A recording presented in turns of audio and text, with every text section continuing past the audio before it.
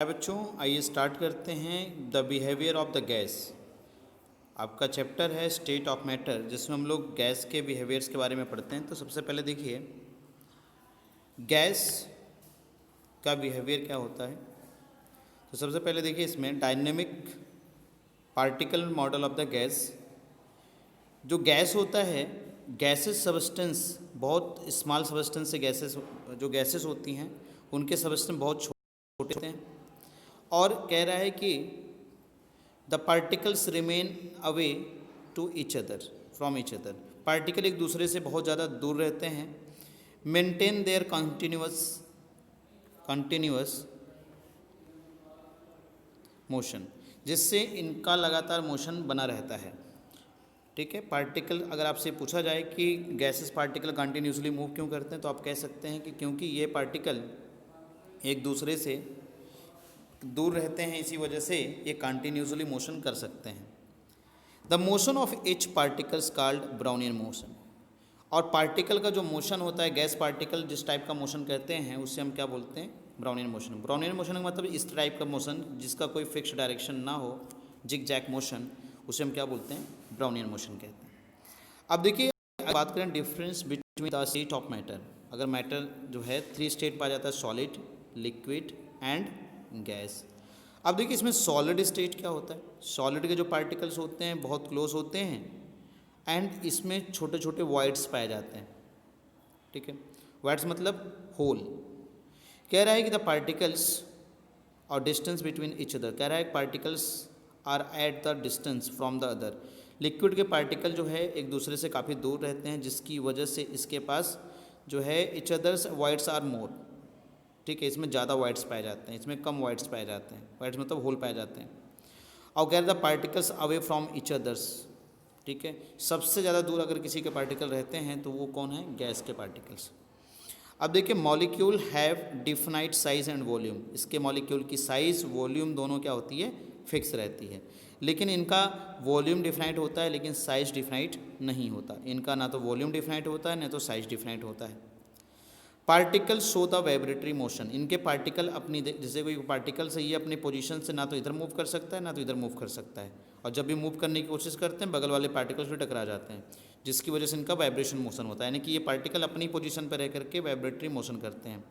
और इनके पार्टिकल्स थोड़ा फास्ट मोशन कर पाएंगे क्योंकि इनके पार्टिकल एक दूसरे से डिस्टेंस पे रहते हैं। और इनके पार्टिकल तो बहुत फास्ट मूव करते हैं क्योंकि इनके बीच में गैप बहुत ज़्यादा होता है।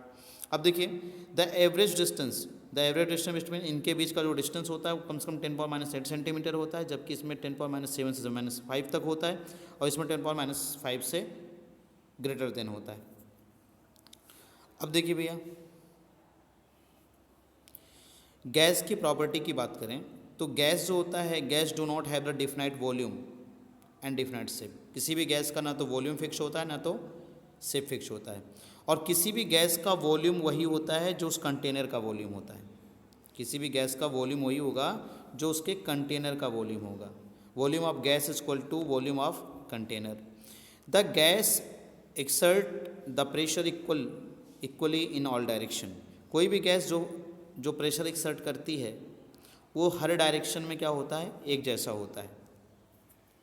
The density of the gas is very low. के पार्टिकल डिस्टेंस पे रहते हैं, इसलिए इनकी डेंसिटी क्या होती है? बहुत लो होती है। Due to the gas molecule apart a large space. क्योंकि पार्टिकल के बीच में डिस्टेंस ज़्यादा होता है, इसी वजह से इसकी डेंसिटी कम होती है।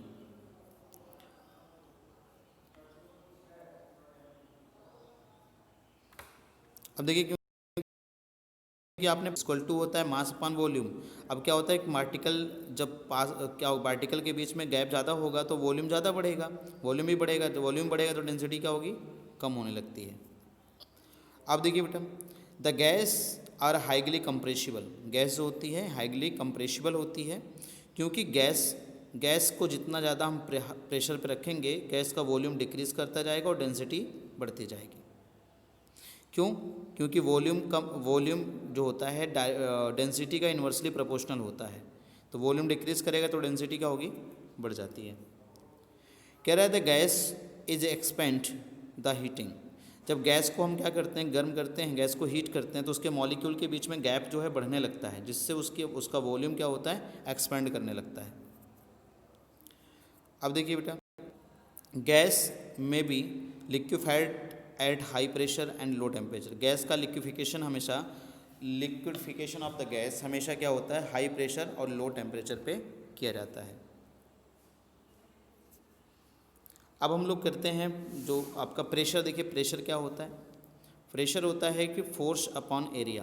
प्रेशर क्या होता है बेटा, फोर्स अपॉन एरिया, यानी कि acting force acting the unit area is called pressure. कह रहा था, आप देखिए भैया यहाँ पे, तो जो प्रेशर की यूनिट होती है वो होती है एटीएम, और 1 ATM pressure 760 mm of H या 76 सेंटीमीटर ऑफ एच या फिर 760 टॉर्क के इक्वल होता है। समझ आ गया। और प्रेशर को हम लोग पास्कल में भी लिख सकते हैं, ठीक है। तो 1 एटीएम जो होता है आपका 1.01325 बार के इक्वल होता है। या आप कह सकते हैं कि जो आपका 1 एटीएम प्रेशर है वो 1 बार भी इसको कह सकते हैं आप। अब वॉल्यूम की बात करते हैं, तो वॉल्यूम की जो यूनिट होती है वो लीटर होती है, और वॉल्यूम की एसआई यूनिट मीटर क्यूब होती है। और 1 ml को हम लोग 1 सेमी क्यूब या 1 cc भी लिखते हैं, और 1 मीटर क्यूब का मतलब 10³ लीटर होता है, और 1 लीटर का मतलब 1 डेसीमीटर क्यूब भी कह सकते हैं। ये सब रिलेशन आप याद रखिए, इस चैप्टर में काम आने वाले हैं।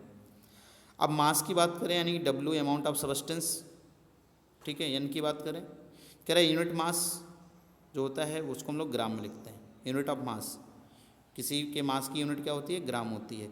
Unit of amount of substance, अब अमाउंट ऑफ सब्सटेंस की यूनिट क्या होती है, मोल होती है, ठीक है। अब देखिए मोल इक्वल टू होता है वेट इन ग्राम अपॉन मोलर मास। अब मॉलिक्यूलर जो आपका वेट होता है वो ग्राम में लिखा जाता है, जबकि मॉलिक्यूलर वेट को हम लोग ग्राम पर मोल लिखते हैं। अब बात करते हैं टेम्परेचर की। तो टेम्परेचर क्या है जरा समझिएगा।